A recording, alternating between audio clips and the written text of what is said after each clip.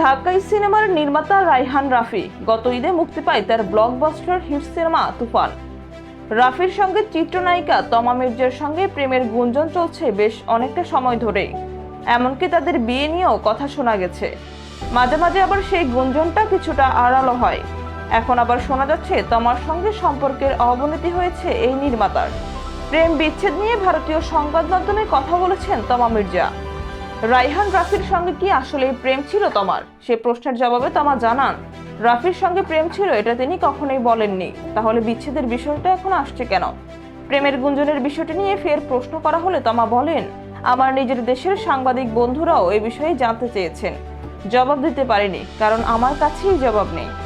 অন্যদিকে রাফি দাবি করেছিলেন তাদের শুধু একটি বন্ধুত্বের সম্পর্ক রয়েছে। সে কথার প্রেক্ষিতে তমা বলেন, ভালোবাসা সরে গেলে বন্ধুত্ব থাকে নাকি নতুন করে বন্ধুত্ব হতে পারে সত্যিই আমার জানা নেই। যেহেতু তাদের বন্ধুত্বেও ফাটল, সেক্ষেত্রে প্রশ্নই আসে যে রায়হানের পরিচালনায় আগামীতে তমাকে দেখা মিলবে কি? তমা বলেন, আমি পেশাদার, মাকে হাসপাতালে ভর্তি করে কাজ করেছি, কিন্তু এর থেকেও বেশি কিছু মায়ের সঙ্গে ঘটে গেলে তখন আমি কাজ করতে পারবো না। একইভাবে ভালোবাসা মুছে গেলেও সেই মানুষটির সঙ্গে আগের মতো খুব স্বাভাবিকভাবে কাজ করে যাব, সেটাও পারবো না। আমি অবশ্যই অভিনেত্রী, কিন্তু এতটাও পেশাদার নই।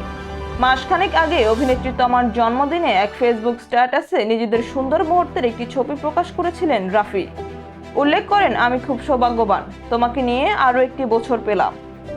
রাফির সেই পোস্ট শেয়ার করা মাত্রই কৃতজ্ঞতা প্রকাশ করেন তমা মির্জা। মন্তব্যের ঘরে এই অভিনেত্রী লেখেন, আমিও তোমাকে পেয়ে অনেক ভাগ্যবান রাফি। রায়হান রাফির পরিচালনায় প্রথমবার তমা মির্জা অভিনয় করেন খাঁচার ভিতর অচিন পাখি ও এই ফিল্মে। পরে আবার তাদের দেখা যায় 7 নম্বর ফ্লোর সুড়ঙ্গ সিনেমায়। গত বছর মুক্তি পেয়েছিল সিনেমাটি। এই সিনেমায় আফরান নিশোর সঙ্গে জুটি বেঁধে অভিনয় করেছিলেন তমা।